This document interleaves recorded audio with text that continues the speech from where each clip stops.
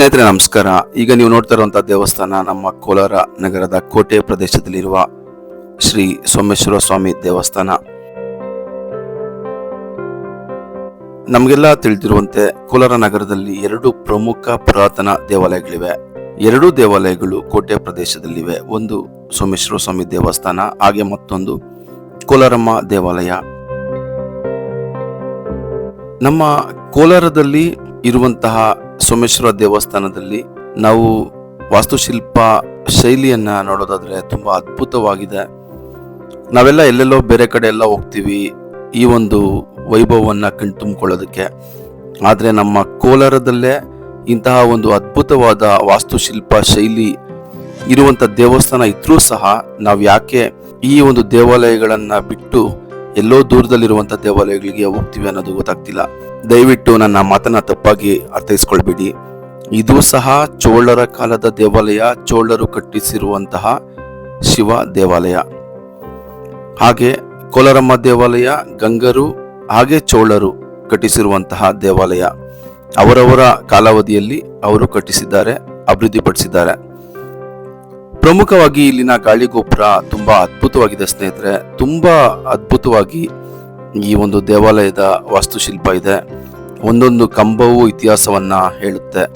ಹಾಗೆ ಈ ಸೋಮೇಶ್ವರ ದೇವಸ್ಥಾನ ಹಾಗೆ ಚಿಕ್ಕಬಳ್ಳಾಪುರದಲ್ಲಿರುವಂತಹ ಭೋಗನಂದೀಶ್ವರ ದೇವಸ್ಥಾನ ಎರಡಕ್ಕೂ ಸಹ ಸಾಮ್ಯತೆ ಇದೆ. ಅಂದ್ರೆ ಹೋಲಿಕೆಯಲ್ಲಿ ಎರಡೂ ಒಂದೇ ರೀತಿ ಇದೆ. ಯಾಕಂದ್ರೆ ಆ ದೇವಾಲಯವನ್ನ ಕಟ್ಟಿಸಿದವರು ಚೋಳರೇ, ಈ ದೇವಾಲಯವನ್ನ ಕಟ್ಟಿಸಿದವರು ಚೋಳರೇ. ಇಲ್ಲಿನ ಒಂದು ಕಂಬದಲ್ಲಿ ಆಂಜನೇಯ ಸ್ವಾಮಿಯ ಅದ್ಭುತವಾದ ಕೆತ್ತನೆ ಇದೆ. ನೀವು ಈ ದೇವಾಲಯಕ್ಕೆ ಭೇಟಿ ನೀಡಿದಾಗ ದಯವಿಟ್ಟು ಇದನ್ನ ಗಮನಿಸಿ. ಹಾಗೆ ಬೇರೆ ಬೇರೆ ಕಂಬಗಳಲ್ಲಿ ಹಲವಾರು ದೇವರುಗಳ ಕೆತ್ತನೆಗಳಿವೆ. ಈ ದೇವಾಲಯದ ಮತ್ತೊಂದು ಪ್ರಮುಖ ಆಕರ್ಷಣೆ ನಂದಿ ವಿಗ್ರಹ. ಈ ನಂದಿ ವಿಗ್ರಹದ ಕಿವಿಯಲ್ಲಿ ನಾವು ಯಾವ ಕೆಲಸ ಅಂದುಕೊಂಡಿದ್ದೇವೋ ಅದನ್ನ ಹೇಳಿದರೆ ಅದು ದೇವರನ್ನ ತಲುಪಿ ಆ ಕೆಲಸ ಆಗುತ್ತದೆ ಎಂಬ ನಂಬಿಕೆ ಇದೆ. ಕಾಲಾನಂತರದಲ್ಲಿ ಬೇರೆ ಬೇರೆ ರಾಜಮನೆತನಗಳು ಈ ದೇವಾಲಯಗಳನ್ನು ಅಭಿವೃದ್ಧಿಪಡಿಸಿವೆ. ವಿಜಯನಗರ ಸಾಮ್ರಾಜ್ಯದ ಅರಸರು, ಮೈಸೂರಿನ ಒಡೆಯರು ಈ ದೇವಾಲಯವನ್ನು ಅಭಿವೃದ್ಧಿಪಡಿಸಿದ್ದಾರೆ. ಇದು 12ನೇ ಶತಮಾನದಲ್ಲಿ ನಿರ್ಮಾಣಗೊಂಡಿರುವಂತಹ ದೇವಸ್ಥಾನ. ಪ್ರತಿ ಸೋಮವಾರ ಈ ದೇವಾಲಯದಲ್ಲಿ ವಿಶೇಷ ಪೂಜೆ, ಅಭಿಷೇಕ, ಅಲಂಕಾರ ಇರುತ್ತದೆ. ಹಾಗೆ ಮಹಾಶಿವರಾತ್ರಿ ಹಬ್ಬದಂದು ಅದ್ದೂರಿಯಾಗಿ ಈ ಒಂದು ದೇವಸ್ಥಾನದಲ್ಲಿ ಪೂಜೆ, ಅಭಿಷೇಕ, ಅಲಂಕಾರ ಇರುತ್ತದೆ. ಹಾಗೆ ವರ್ಷಕ್ಕೊಮ್ಮೆ ಬ್ರಹ್ಮರಥೋತ್ಸವ ಸಹ ನಡೆಯುತ್ತದೆ. ಬೆಂಗಳೂರಿನ ಹಲಸೂರಿನಲ್ಲಿರುವ ಸೋಮೇಶ್ವರ ದೇವಸ್ಥಾನ ಹಾಗೆ ನಮ್ಮ ಕೋಲಾರದಲ್ಲಿರುವ ಸೋಮೇಶ್ವರ ದೇವಸ್ಥಾನ ಒಂದೇ ರೀತಿ ಇವೆ.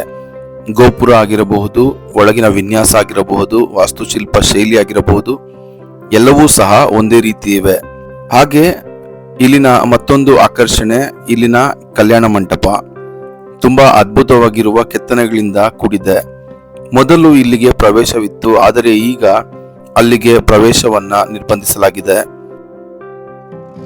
ಹಾಗೆ ಸ್ನೇಹಿತರೆ, ಈ ಒಂದು ದೇವಾಲಯದ ಸಂಕೀರ್ಣದಲ್ಲಿ ಪಾರ್ವತಿ ದೇವಿಯ ದೇವಾಲಯವೂ ಸಹ ಇದೆ. ಅಲ್ಲಿಯೂ ಸಹ ದೇವರ ಮುಂದೆ ನಂದಿ ವಿಗ್ರಹವಿದ್ದು ತುಂಬಾ ಅದ್ಭುತವಾಗಿರುವ ಶಿಲ್ಪಕಲೆಯಿಂದ ಕೂಡಿದೆ. ನೀವು ಸಹ ಒಮ್ಮೆ ನಮ್ಮ ಕೋಲಾರಕ್ಕೆ ಭೇಟಿ ನೀಡಿ.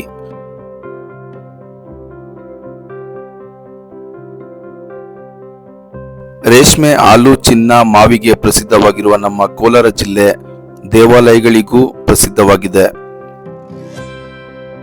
ನಮ್ಮ ಕೋಲಾರ ಜಿಲ್ಲೆಗೆ ಬನ್ನಿ, ಸುಂದರ ಅನುಭವವನ್ನ ಪಡೆಯಿರಿ. ಈ ರೀತಿಯ ಮತ್ತಷ್ಟು ವಿಡಿಯೋಗಳಿಗಾಗಿ KA07 ಯೂಟ್ಯೂಬ್ ಚಾನಲ್ಗೆ ಸಬ್ಸ್ಕ್ರೈಬ್ ಆಗಿ ಸಪೋರ್ಟ್ ಮಾಡಿ ಸ್ನೇಹಿತರೆ. ಧನ್ಯವಾದಗಳು.